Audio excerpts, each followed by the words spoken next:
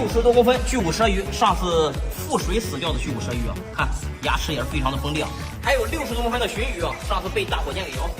再就是咱的内耗死掉的食人鱼，看食人鱼的牙齿也是非常的锋利啊。还有超大号泥鳅，还有鳝鱼、小黑鱼，还有一小盆泥鳅，营养必须得跟上。那咱们话不多说。